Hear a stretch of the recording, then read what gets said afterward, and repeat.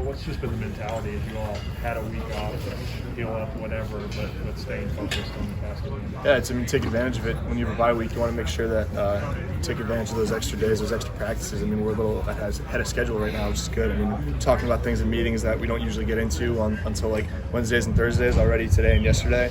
So it's good just getting those extra days of preparation, then also just those couple days to recharge over the weekend. We've been working really hard all season, and the guys deserved a little bit of time off. So, I mean, that was good, but I mean, came back on Monday nice and focused. We also have the fall break of classes today and yesterday, so been able to focus just more on football, which has been good. But I've had a great attitude about it and good practices last week and this week so far. You itching to get back at all? Get out there, especially after that one against Georgia? Yeah, I mean, just sitting and watching the games over the weekend, it was just weird, like just not playing this weekend, you know.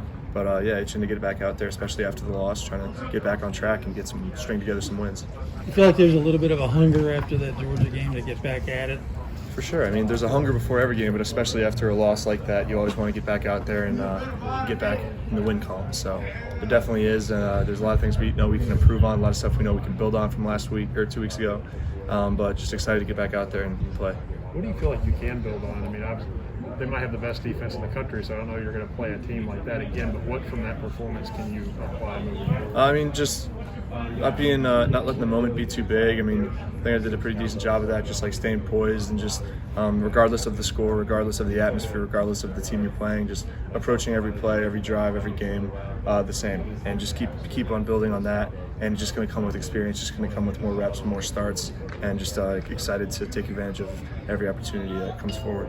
Where do you think you've improved the most, or is there one area from the start to now? I'd just say comfort-wise, like just being in the pocket, like understanding pressures and just getting the ball out when necessary, and just being smart with the football. We as an offense have been able to control the turnovers over these past few games, which has been huge for us. Mm-hmm. So just looking to continue improving on that and just being clean with the football. And you're not going to score every drive, but you also don't want to hand it over to the other team. So even if it is on a third down, taking a check down and we don't get it, whatever, just punt the ball off, get a good field position, and know that you're going to get the ball back and score on the next drive. Wandale's had a crazy season, obviously so many big-time plays and so big for your team. He had some good plays in that Georgia game, but not as many. Did you guys learn anything about what they did against him, and how do you feel like he's going to bounce back and try to have another big game for offense? I mean, I think he had a good game. It's just they didn't really do anything special. They didn't change their game plan because of him. They just played their defense, and we just kind of had to take what they gave us. And what they gave us was a lot of the times were just those quick, easy throws, and he was able to make some good plays. He got stuff, but I mean that's football. And I mean we're going to continue to have a lot of offensive plays around him, but as well as the other guys. I mean Josh coming back this week is big. Excited to get him back out there, and but yeah, he's going to continue to make big plays for us, and we're going to make sure to get him the ball. What do you? Good, really good. I mean, everyone's improving every day. Josh, yeah, he's good. He looks healthy, looks fast, and he's got sure hands, and good to be out there as a leader too.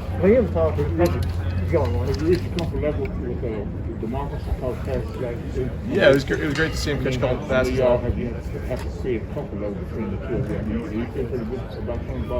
Yeah, for sure. I mean, he's always been a guy that I know and had good hands, but it's good to just get his confidence up after getting a couple catches like that in a game like that. So I think the coaches are comfortable with him as well, just putting him out there and making plays and just knowing that he can execute and make those plays. So I'm definitely comfortable throwing him the ball as I am with all of our other receivers. Well, I know you talked before about still rooting for your friends and your former teammates at Penn State.